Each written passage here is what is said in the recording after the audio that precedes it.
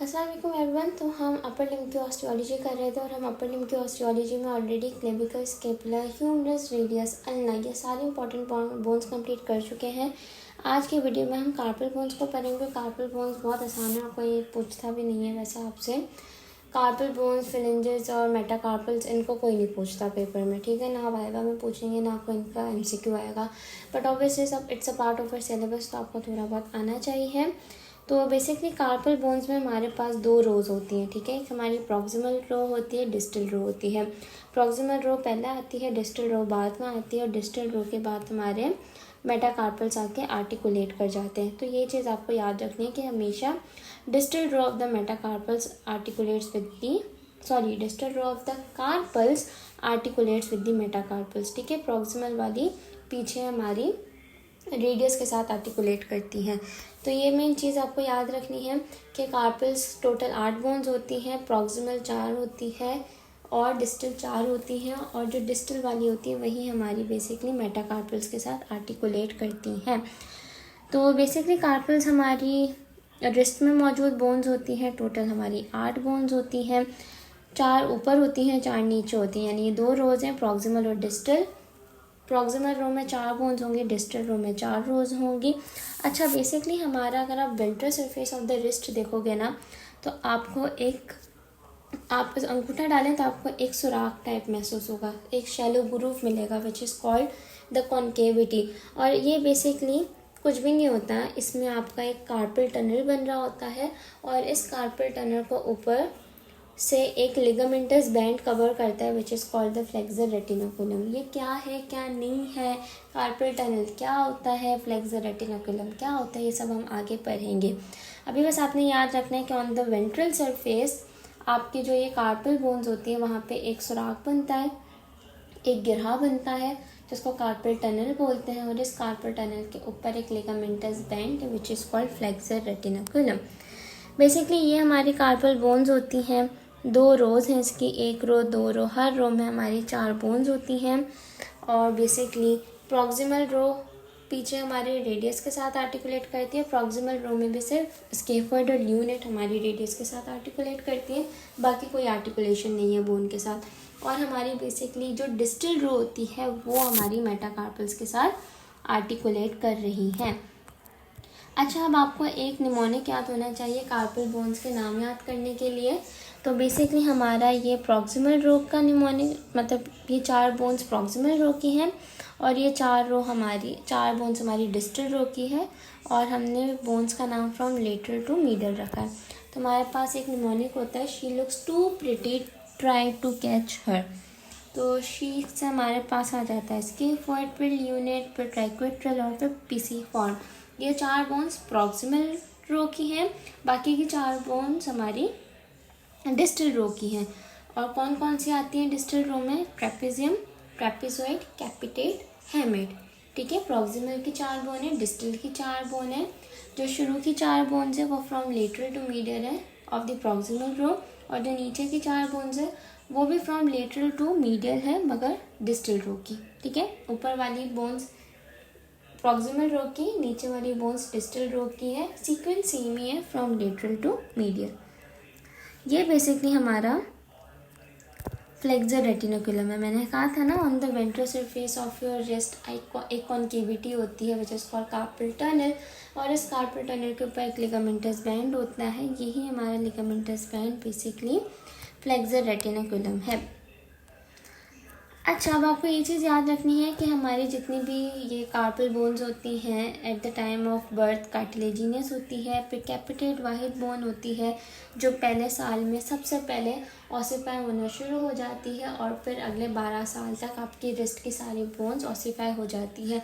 ये ऑसिफाई होना ना होना ये बहुत ज़्यादा इंपॉर्टेंट होता है जब आप ऑर्थो में जाएंगे और आप एक्सरेज को रीड करेंगे। बिकॉज अगर एक 10 साल से छोटा बच्चा है तो उसकी बोन सही से ऑसिफाई नहीं हुई होगी, तो उसकी रीडिंग आपको अलग दिखेगी। बट अगर आप एक 22 साल के बंदे का एक्सरे उठा लेंगे हाथ का तो उसकी बोन्स अलग दिखेंगी। तो ये डिफ्रेंशिएट करना होता है आपको, तभी हम बताते हैं कि ये बोन इस उम्र में ऑसिफाई कर रही है, ये बोन उस उम्र में ऑसिफाई कर रही है। तो कैपिटेट कब ऑसिफाई करना शुरू हुई? पहले साल में खुद को ऑसिफाई करना शुरू कर देती है, और 12वें साल तक आपकी सारी कार्पल बोन्स ऑसिफाई हो चुकी होती हैं। प्रॉक्सिमल रो में हमारे पास 4 बोन्स आती हैं, स्केफोइड, ल्यूनेट, ट्रैक्वेट्रम और पिसिफॉर्म। ये फ्रॉम लेटरल टू मीडियल है, याद कर लें अभी से ही। स्केफोइड, ल्यूनेट, ट्रैक्वेट्रम और पिसिफॉर्म। स्केफोइड, ल्यूनेट, ट्रैक्वेट्रम और पिसिफॉर्म, ये 4 बोन्स हैं फ्रॉम लेटरल टू मीडियल हमारी प्रॉक्सिमल रो में। और हमारा स्केफोइड और ल्यूनेट तो बाकायदा रेडियस के साथ आर्टिकुलेट करके रिस्ट जॉइंट बनाएगा, बट आपका ट्राइक्वेट्रम कोई जॉइंट नहीं बना रहा। और जो पिसिफॉर्म है वो भी बेसिकली ट्राइक्वेट्रम के एंटीरियरली आती है। और पिसिफॉर्म हमारी एक सीसमॉइड बोन होती है, ठीक है। स्केफोइड हमारी सीसमॉइड बोन होती है, सॉरी पिसिफॉर्म हमारी एक सीसमॉइड बोन होती है। खैर अभी हम स्केफोइड की बात करते हैं, तो स्केफोइड आपको प्रॉक्सिमल रो में सबसे बड़ी बोन दिख रही होगी। और स्केफोइड हमारी एनाटॉमिकल स्नफ बॉक्स का भी पार्ट होती है। अब एनाटॉमिकल स्नफ बॉक्स क्या है वो हम आगे देखेंगे, बट क्या स्केफोइड हमारी एनाटॉमिकल स्नफ बॉक्स का पार्ट होती है। और स्केफोइड और ल्यूनेट किसके साथ आर्टिकुलेट करेंगे, रेडियस के साथ, ताकि क्या बने, रिस्ट जॉइंट बने।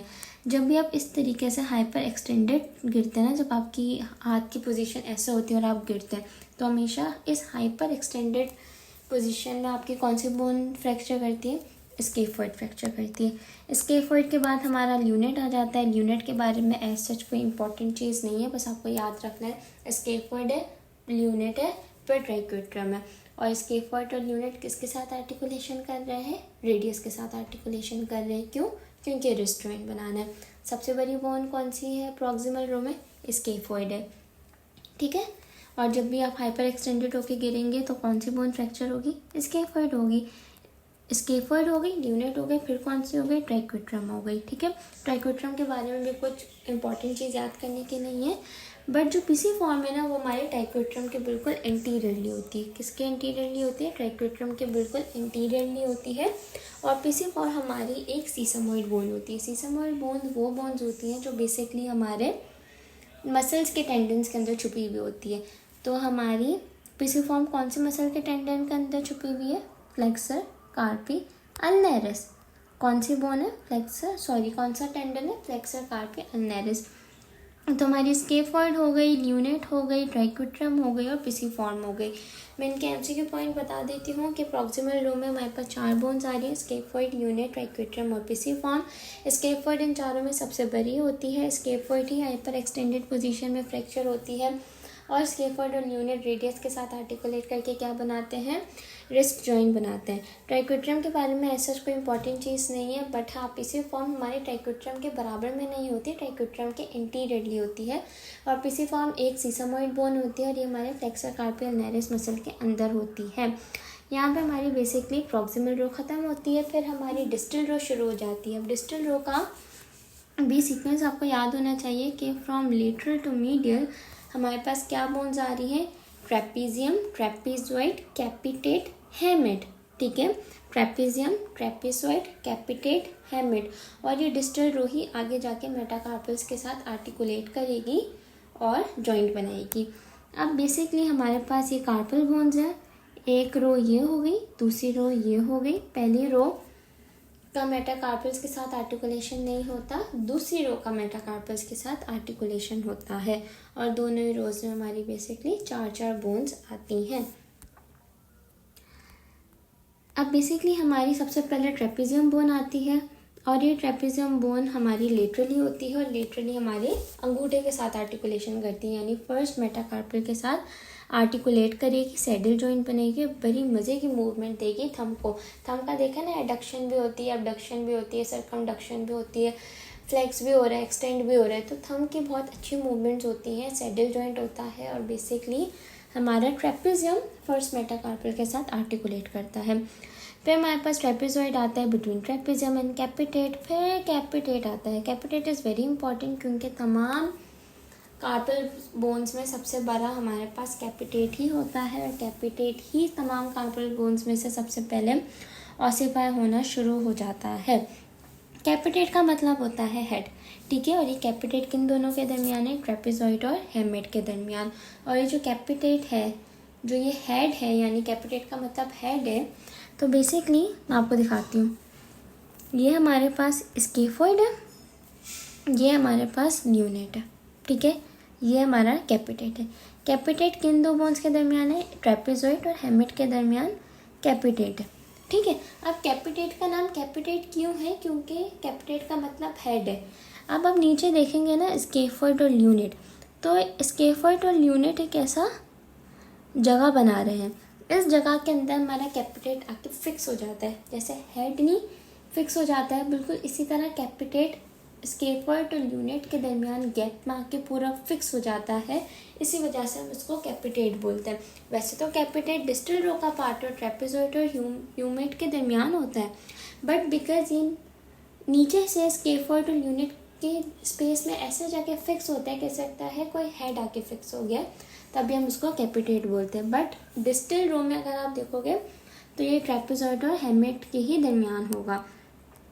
और जब भी आप इस तरीके से मुक्का मारेंगे ना दीवार में, तो आपका फोर्स कैसे ट्रांसमिट होगा? पहले आपका थर्ड मेटाकार्पल पे फोर्स जाएगा, फिर हमारा बेसिकली कैपिटेट पे फोर्स जाएगा, देन यूनिट, देन रेडियस। तो third metacarpal, capitate, lunate and then radius, ठीक है। इसके बाद हमारे पास हेमिट आ जाता है। हेमिट के बारे में भी ज़्यादा चीज़ याद नहीं रखनी, बस हेमिट के बारे में याद रखना है कि सब डिस्टल रो में सबसे ज़्यादा इमीडिएटली हमारे पास कौन सी बोन है? हेमिट बोन आती है। और बेसिकली यहाँ पे आपका फ्लेक्सर रेटिनाकुलम के साथ आर्टिकुलेशन मिलेगी।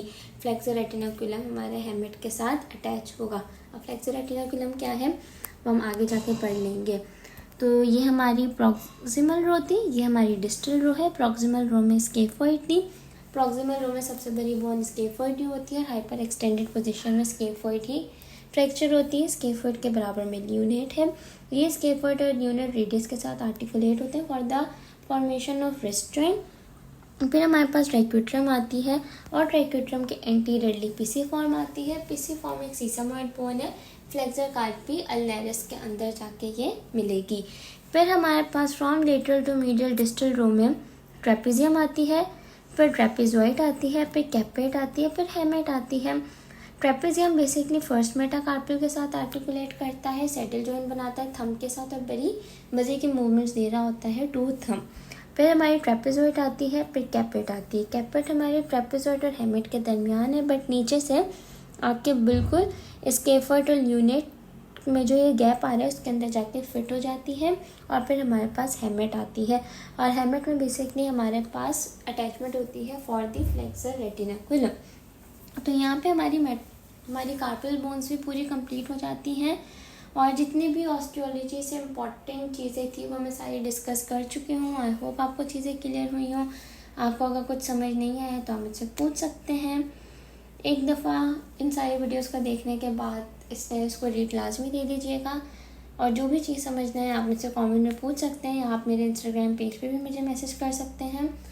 आज हम ऑस्टियोलॉजी को पूरी तरीके से कंप्लीट कर चुके हैं। नेक्स्ट वीडियो में हम मसल्स को स्टार्ट करेंगे।